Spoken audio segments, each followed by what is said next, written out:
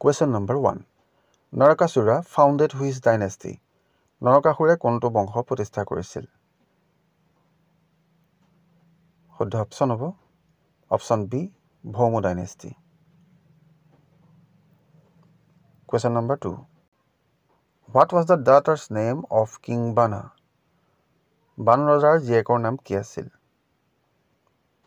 শুদ্ধ অপচন হ'ব option A Usha. Question number 3. What was the capital of the Pala dynasty in Assam? অসমত পাল বংশৰ ৰাজধানী কি আছিল? শুদ্ধ অপচন হ'ব option A Durjoy. Question number 4. Who was the founder of the Pala dynasty? পাল বংশৰ প্ৰতিষ্ঠাপক কোন আছিল? শুদ্ধ অপচন হ'ব option D Brahmapala. Question number 5. Who started the system of land surveying in Assam? অসমত ভূমিৰ জৰীপ ব্যৱস্থা কোনে আৰম্ভ কৰিছিল? শুদ্ধ অপচন হ'ব option A Gadadhar Singh. Question number 6. The Rupsi airport is located in which district? ৰূপসী বিমানবন্দৰ কোন জিলাত অৱস্থিত? শুদ্ধ অপচন হ'ব option D Dhubri. Question number 7. Which state was separated from Assam in 1963? 1963 চনত কোনখন ৰাজ্য অসমৰ পৰা পৃথক হৈছিল? শুদ্ধ অপচন হ'ব option A Nagaland. Question number 8. When did Assamese become official language of Assam?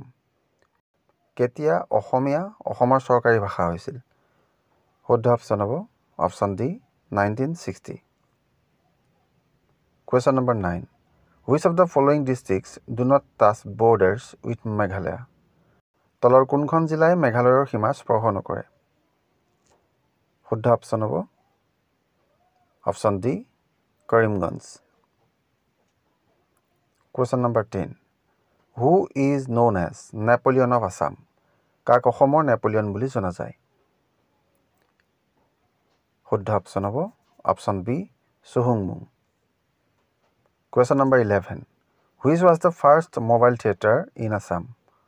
অসমৰ প্ৰথম ভ্ৰাম্যমাণ থিয়েটাৰ কোনখন আছিল? শুদ্ধ অপচন হ'ব অপচন ডি নটৰাজ থিয়েটাৰ।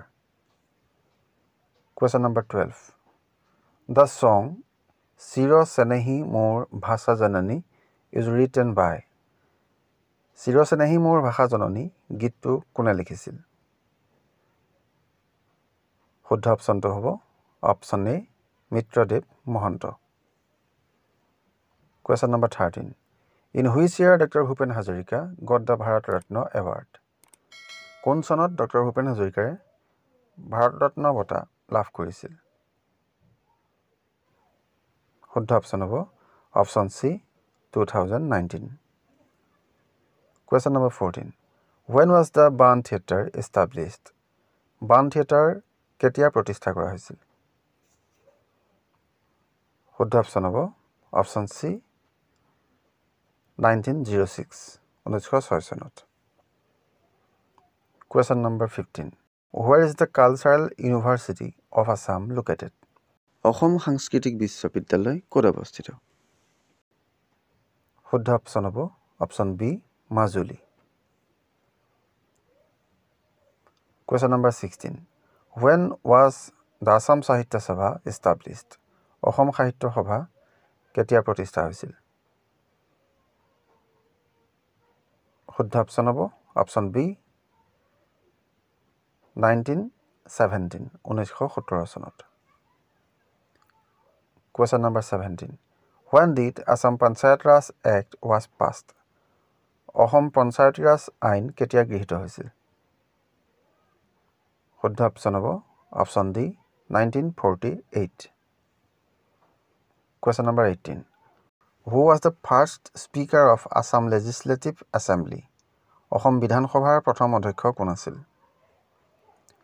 শুদ্ধ অপচন হ'ব option C Babu Basanta Kumar Das. Question number 19. When did the capital of Assam was shifted from Shillong to Dispur?